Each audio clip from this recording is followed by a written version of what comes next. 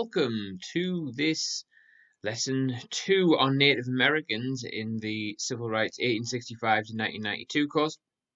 This lesson will focus on the period 1887 to around about 1924. We're going a little bit later than World War One, just because 1924 represents an important act of citizenship for Native Americans, and so we're going to move up to 1924.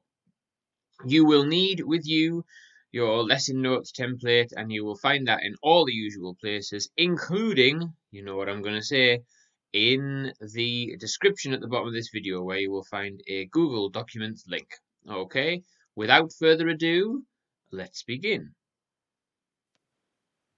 Okay, so if you look at page 2 on your lesson notes template, you can see a little bit of recap here on Native American civil rights from 1865 to 1887 that you did in the last lesson. Have a go at jotting down some key developments in political rights, social rights, and economic rights in that period based on what you can remember from last lesson. So have a go at that. Just pause this video, see what you can write down from memory. Okay, welcome back. If you did what I said, which was to pause and see what you could write down from memory. If you've skipped straight to this bit, then shame on you for not trying to do it from memory and getting straight to the answers.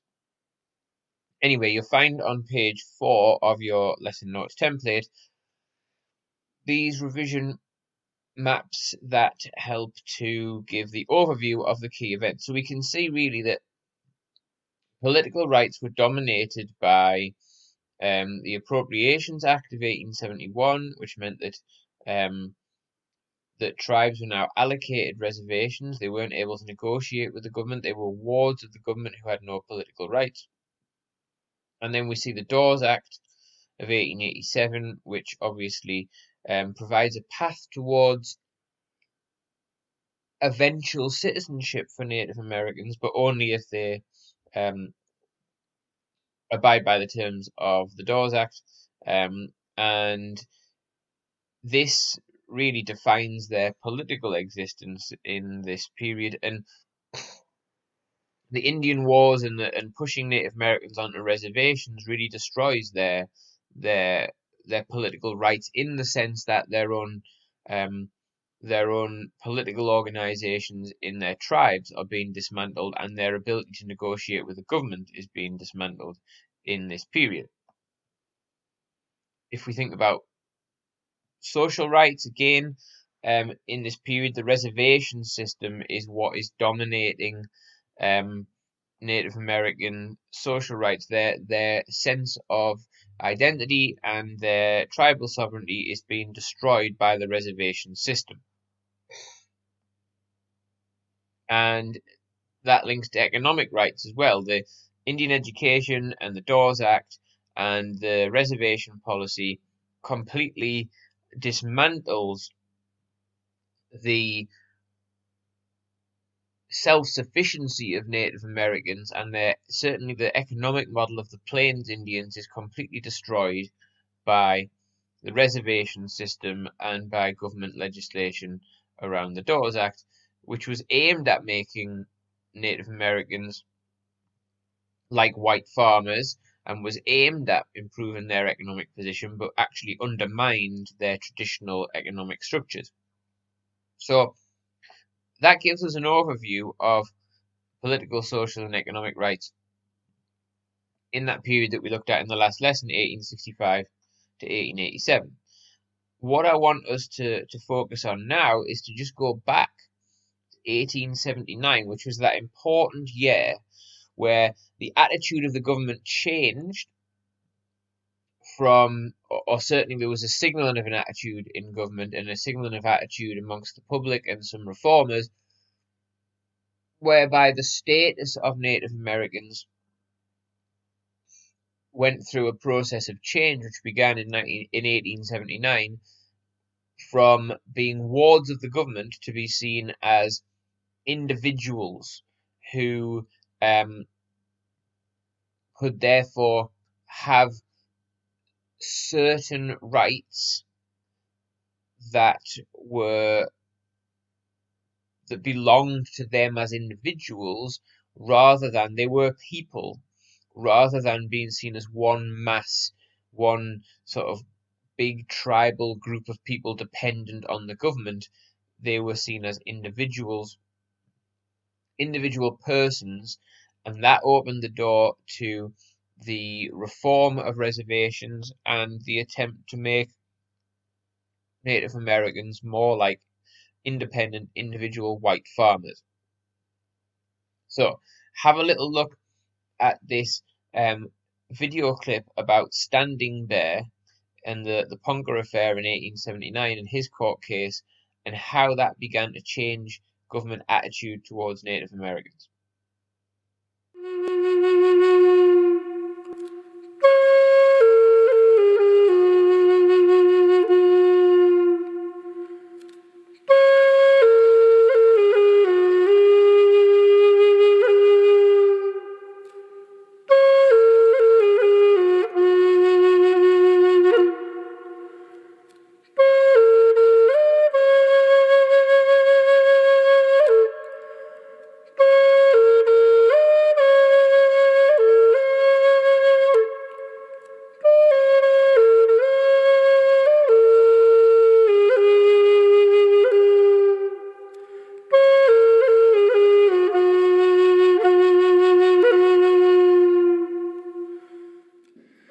Aho, ewi thy wongade, yijaje, wiwita, machu, nonji, punka, neoshinga.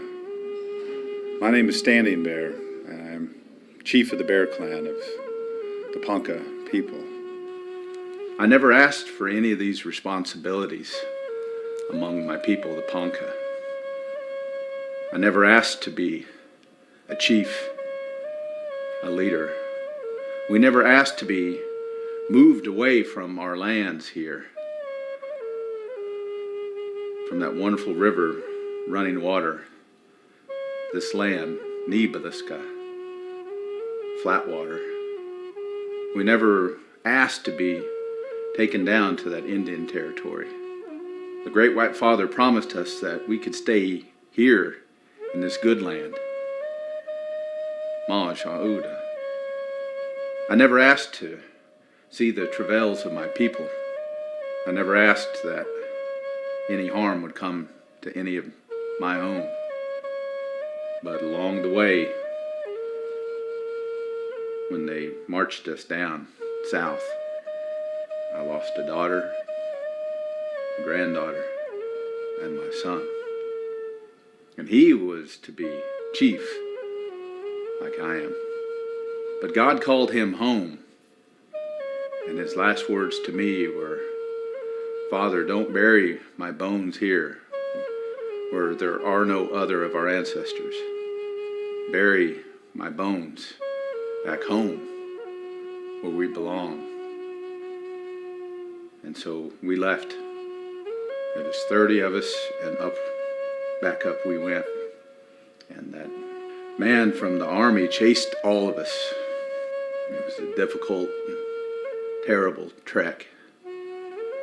At times, even bloody moccasins in the snow.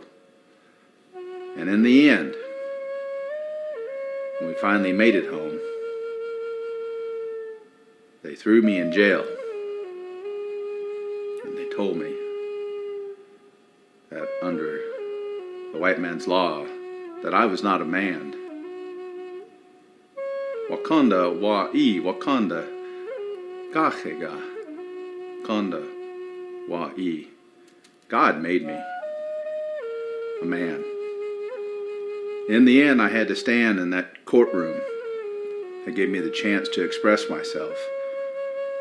And up there, they had him sitting above everyone else, that judge. And I told him the dream that I had over and over again. I can see myself, my wife, my children. They're all there, happy. We're alongside a river, but I notice that river is beginning to rise. And it's to the point that we have to flee. And as I look around, all I see, finally, a trail that leads up this hill. And if we can navigate that path, I can save my family. And we can cross over the top of the hill and be safe. But on that path up there, there's a man standing there in my dream. And if he will let me pass, then I can take my family to safety and back home where we belong. And I told that judge, you are that man. If I cut my hand, it will bleed the same as yours. I will feel the same pain. God made us both, and I am a man too.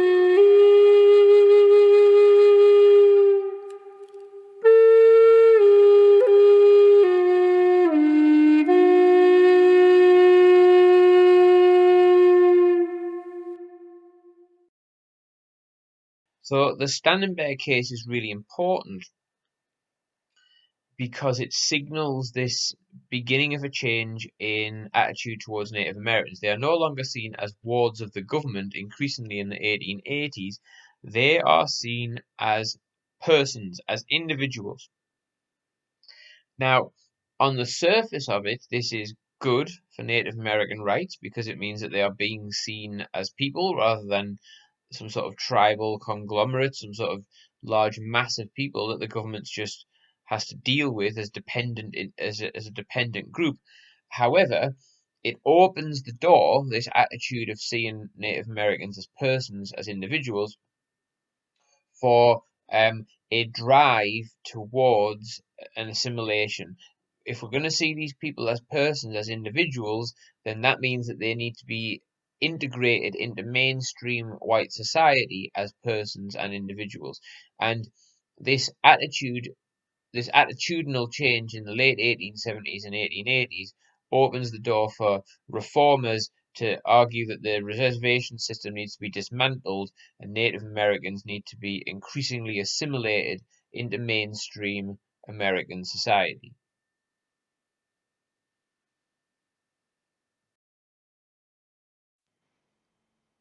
Now, the Dawes Act is one huge element of government policy designed at assimilating Native Americans.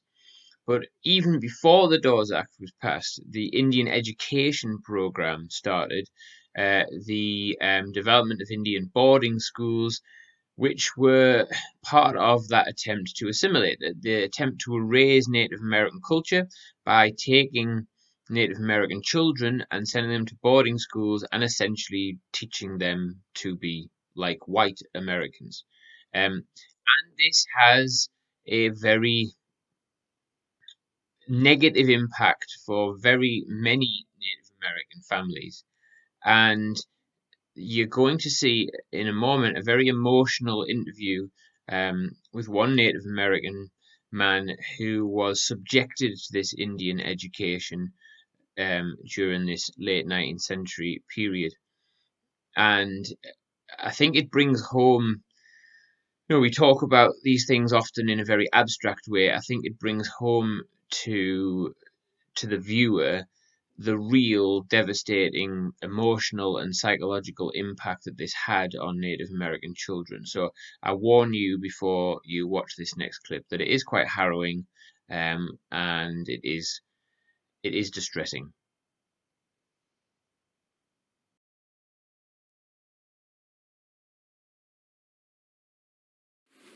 My name is Andrew Windy Boy.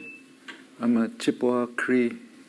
I did 2 boarding schools, one in Wapton Indian School in Wapton, North Dakota, and the other one is Flandreau Indian School in Flandreau, South Dakota. Mid-60s to early 70s took me to the boarding school where I wasn't allowed to talk my native tongue or practice my native ways. Numerous times they'd put on this big huge white cone, put on there, it says dunce. I didn't know what it meant. I didn't know English. They put it on me, make me wear it all over. Kids would laugh at me.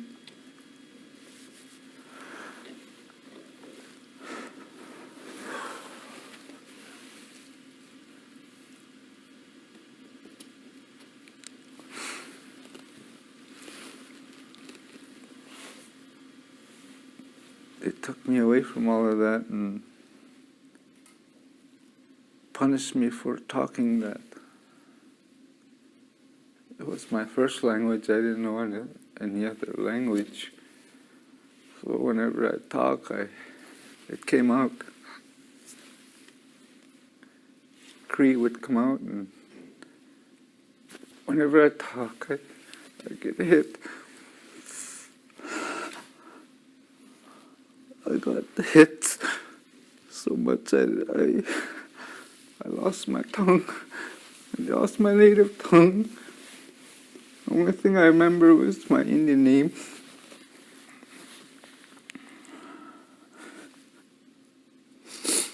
Which is c1887, means old man eagle. That's the only Cree I knew. They beat me. Every day, they beat me.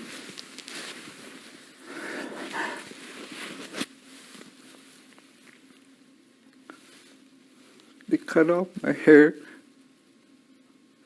made me kneel in front of the door where everybody come in.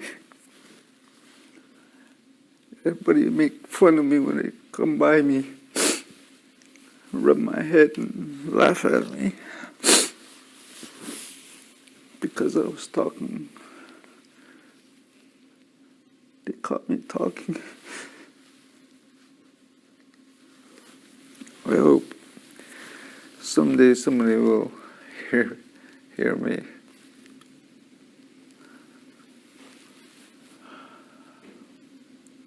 I hope nobody has to go through this. We have to have our own language.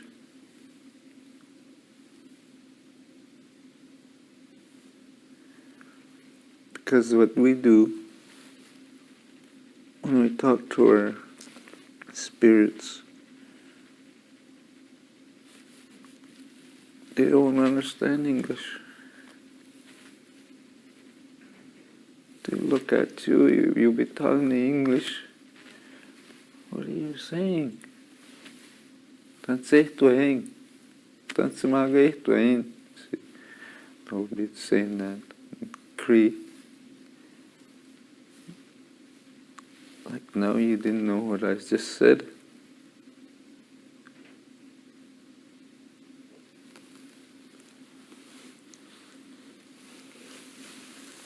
That was a hard time in my life.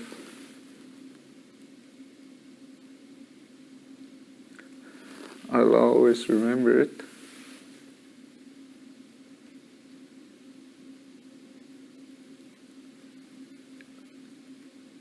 For that white man, it's a terrible shame for him to be treating people like this.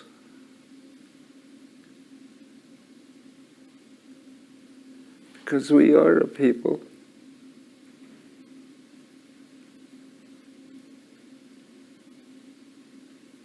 We just need to be accepted.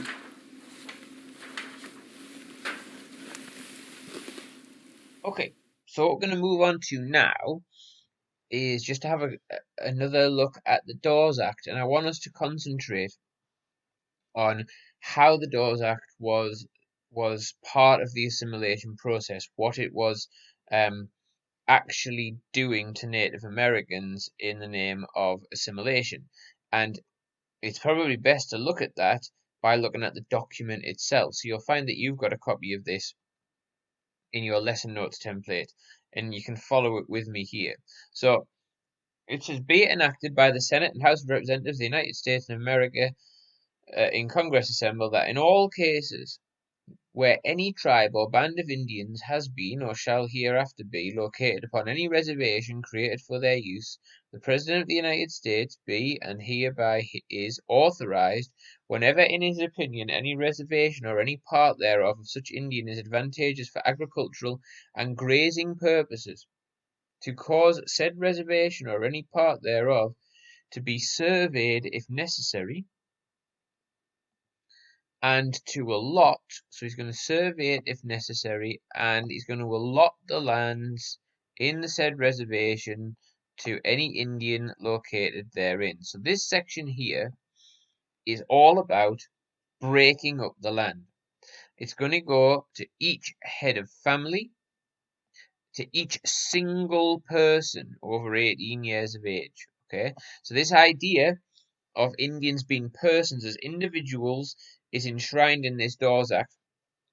Each orphan child under 18 years of age, 1/8 of the section, and provided further that at any time after lands have been allotted to all the Indians of any tribe as herein provided, or sooner, if the opinion of the President it shall be for the best interests of said tribe, it shall be lawful for the Secretary of State of Interior to negotiate with such Indian tribes for the purchase and release by said tribe.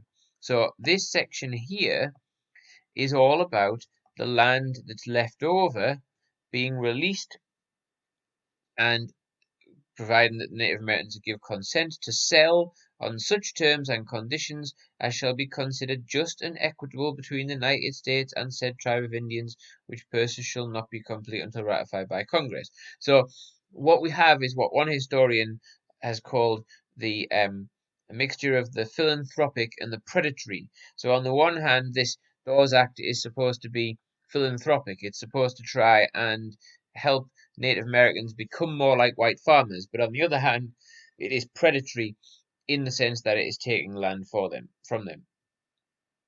Provided, however, that all lands adapted to agriculture with or without irrigation, so sold or released by the United States by any Indian tribe, shall be held by the United States for the sole purpose of securing homes to actual settlers, and shall be disposed of by the United States to actual and bona fide settlers. This is all about opening up that land to settlers.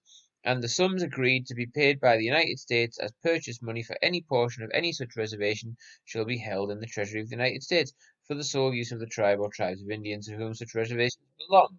So the idea is that the United States is going to look after this money for Native Americans.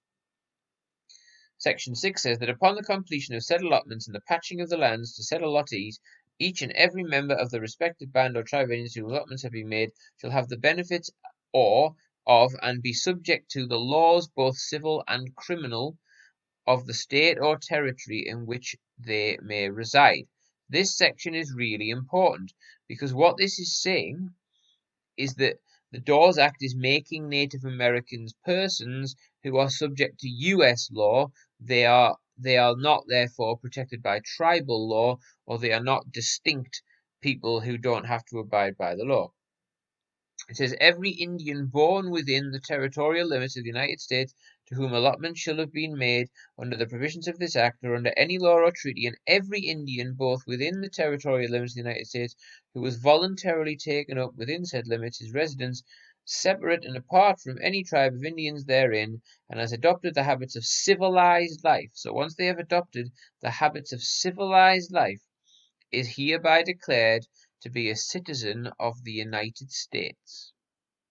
So here we have the crucial element of the Dawes Act is designed to bring citizenship to Native Americans. But as we said in the last lesson, this is citizenship as defined by the US government, a constitutional understanding of citizenship defined by Congress and defined by white society. This is not the rights that Native Americans themselves campaigned for or protested for. This is the imposition of a form of citizenship on Native Americans. And that is really important. And that lays the foundations for the drive to assimilate Native Americans that we see from the period of the late 1880s until the early part of the 20th century and beyond.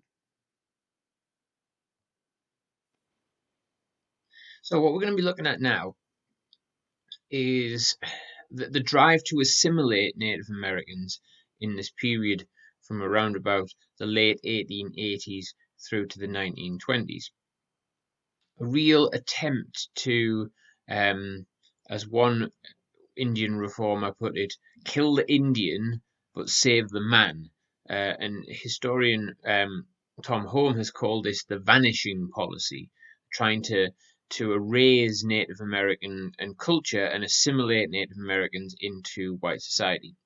You will use your lesson notes, revision overviews that are in your lesson notes to help you with this, but you're also going to do a bit of reading from this book. It's one of my books, available in all good bookstores, which really focuses on the way in which the reformers, especially reformers in the Bureau of Indian Affairs, reformers linked to the Commissioner for Indian Affairs, tried to assimilate Native Americans and the response of Native Americans to that. All right, you're going to use page 7 of your lesson notes booklet, which you can see here. It says the drive to assimilate, kill the Indian, and save the man. You've got some columns to fill in of notes. Again, you can make these notes on your own bit of paper, on your own notepad or whatever. You don't have to put them into this table. You don't have to do it electronically, but the headings will give you some ideas of what to look for in the reading. Before you use the reading from aspects of American history, the excerpt that's in this booklet, you should look at the information in these revision notes booklets. So the red line is around the period that we're looking at. So we've got some things that you can put in there for political rights that are related to either the government or related to Native Americans themselves, and the other columns that you've got in that table. We've got social rights there, and then we've got economic rights. I suggest you put them into your table first of all. You only need to go up as far as 1924, and then you've got the excerpt from the aspects of American history, and when you use that, again, use that information there to put into your boxes here on your table.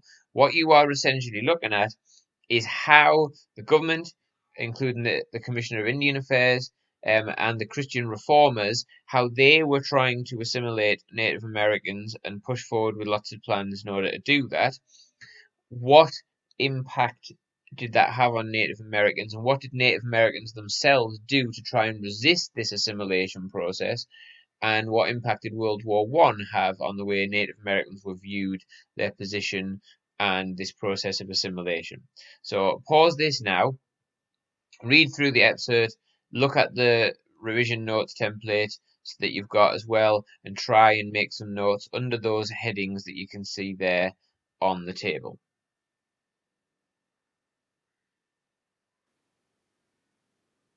So what you should get a sense from that reading there is the sense in which assimilation was being forced upon Native Americans from all different angles. That the government was totally committed to assimilating Native Americans, and they were in many respects quite powerless to stop this. We see in 1911 that the Society of American Indians is set up, the first intertribal pressure group to try and campaign for better conditions on reservations. But really, the Native Americans were victims of this and were unable to fight back. Even organizations like the Friends of the American Indians were organised by humanitarian reformers who were trying to promote the cause of assimilation. And we take the Lone Wolf case of 1903, which basically says that the government can now just revoke all treaties with Native Americans, doesn't have to abide by them. That's part of this drive to treat Native Americans as individuals, as persons. And we also see something of a paradox in the Native American experience during the First World War. Native American soldiers were not segregated in the way that African American soldiers were. Their traditional the traditional view of Native Americans as warriors, as fighters, was celebrated as 100,000 of them were recruited into the army, and they were used very effectively as code talkers. The Germans couldn't decipher the American code because it wasn't a code; it was actually Native American language the Germans had no knowledge of. But in doing this, in not having them in segregated regiments, in celebrating their culture, the paradox is that this was also part of a drive to assimilate them, that Native American soldiers were seen as individuals, were seen as being integrated and assimilated into mainstream society, divorced, disconnected from their tribal identity.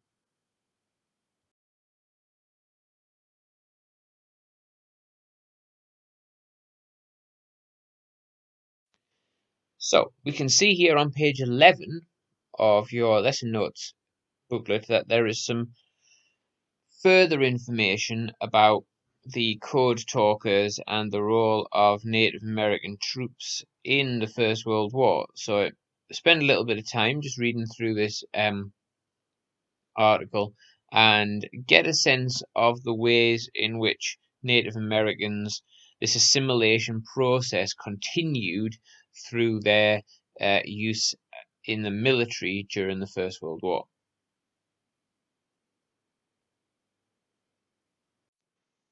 The end point for the time parameters of this lesson were set because in 1924 the Indian Citizenship Act was passed. And you're going to read briefly about this in a moment, but I think it's important to note that the Indian Citizenship Act, it's almost a culmination in this process of the desire to assimilate Native Americans. The Citizenship Act did not come about because Native Americans were petitioning the government for citizenship. That's not how it happened. It's not like the experience of African Americans in this period, where African Americans um, and and sympathetic supporters of African Americans petitioned the government for civil rights for African Americans, petitioned the government for citizenship to enjoy the rights of that citizenship. There was concerted effort on the part of African American leaders to press the government to improve the condition of African Americans and to grant them citizenship, which they got in the 14th Amendment, to grant them political rights, which they got in the 15th Amendment. The Indian Citizenship Act of 1924 was not the response of the government to a petition by Native Americans, a campaign of protest to try and get citizenship for Native Americans. Rather, the Citizenship Act was designed to fast track the assimilation process. It was designed to, as quickly as possible, absorb Native Americans into the mainstream of American society.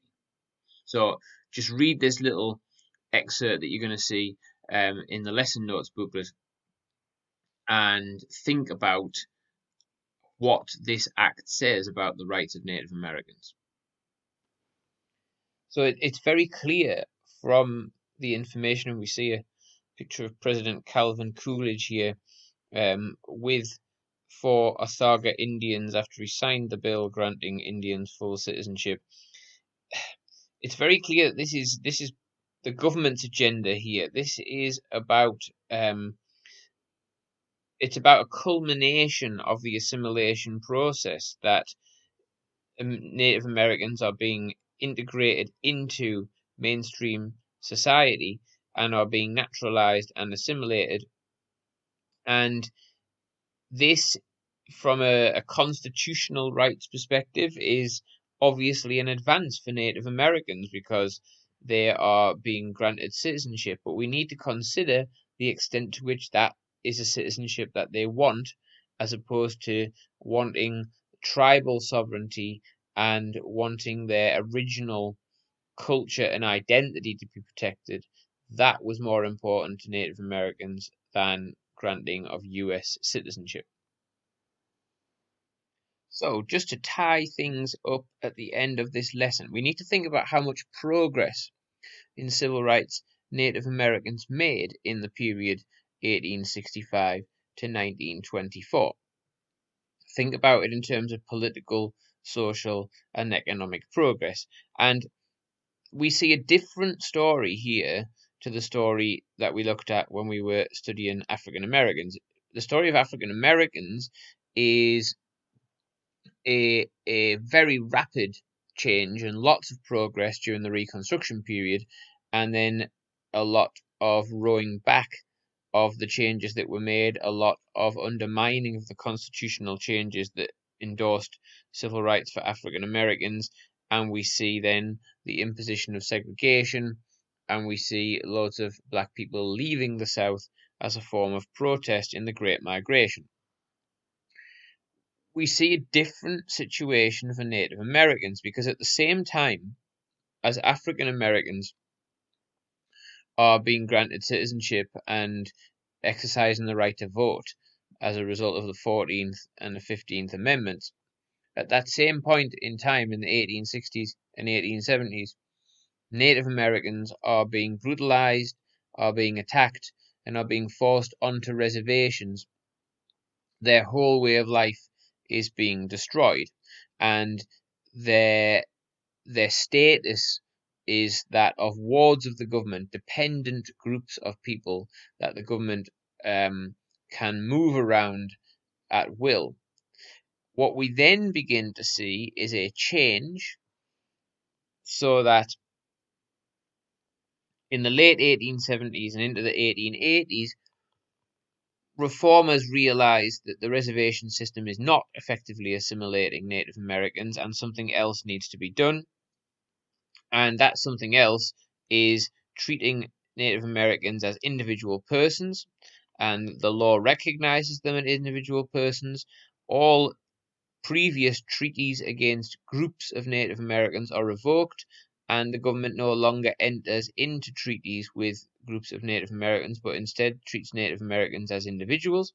And the Dawes Act enshrines these principles, as does the Lone Wolf case of 1903, and the whole drive of Indian education is all based around trying to assimilate Native Americans, which culminates in the Citizenship Act of 1924. So, if we think about their political rights here, their right as an individual, as a person, is being developed throughout this period, and theoretically, in 1924, when the Indian Citizenship Act is passed, this opens up the possibility for Native Americans to have voting rights and to be able to engage in the mainstream political system. However, we have to question whether or not this is what Native Americans wanted, and whether or not their political rights would be better served by staying in their traditional tribal groups and exercising their own political autonomy. In terms of their social rights, there is a drive to strip Native Americans of their identity, of their cultural distinctiveness. We see that in Indian education programs. We see that in the drive to assimilate Native Americans, to kill the Indian and to save the man. Economically, it appears from a white perspective that the Dawes Act is helping Native Americans to become individual farmers, is helping Native Americans to improve their economic position. But in fact, what has happened is that the traditional plains Native American economy has been destroyed. The buffalo have been destroyed. The nomadic lifestyle, the way of life entirely for these plains American Indians has been destroyed. So if we think about why this is happening, what are the key factors? Well, the key factors are undoubtedly the federal government. The federal government is undoubtedly driving this policy. It is influenced by white settlers. It's also influenced by humanitarian and reform groups. And Native Americans are often powerless to do anything against this. They resist the imposition of reservations, and they resist the assimilation process in the first instance during the Indian Wars. But once those Indian Wars have been lost, and once the reservation system has been enforced, it is very difficult for Native Americans to fight back in any real positive way. And even organizations like the Society of American Indians, which is an intertribal pressure group, is still largely made up of assimilated and educated Native Americans, and that method of protest that they start to use is in itself an example of assimilation, because they are engaging in some sort of political protest, engaging in the mainstream political system.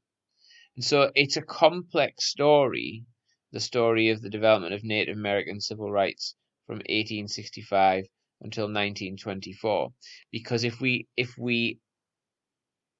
measure the development of rights in strict constitutional terms, then Native American rights are being advanced in this period. There is a path to citizenship for them. However, it must be acknowledged that this citizenship and this assimilation is being imposed upon Native Americans. It is not the response to a concerted effort of protest and campaigning on their part.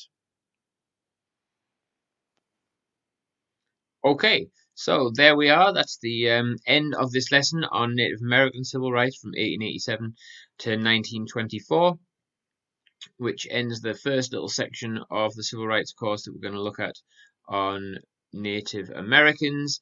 And I hope you've enjoyed it. I hope you found it interesting. And until next time, take care, stay safe, goodbye.